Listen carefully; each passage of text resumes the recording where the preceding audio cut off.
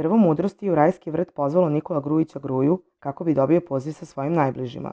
Gruja je skupio novac i krenuo ka govornici. Ljubavi, jel znaš ko je ovo, Mašo, pitao je Gruja. Dođi Mašo, tata nema puno vremena, rekla je Ljilja. Tata, ne treba da radiš to što radiš, rekla mu je ćerka. Mnogo mi nedostaješ, tata te voli najviše na svetu, jel mama dobro, pitao je Gruja. Jeste, rekla je ona. Tata neće biti još dugo ovde, idemo na more kad izađem, ljubavi moja najveća, pričao je on.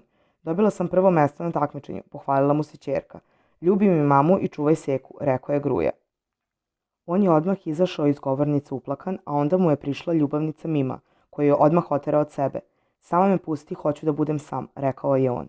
Nemoj da plačeš, rekla mu je ona. Donesi mi maramice i pusti me, hoću da ih gledam ispred očiju su mi, ima i razumevanja, molim te pusti me pola sata, rekao je Gruja. Evo ti maramice, dala mu je Mima i otišla.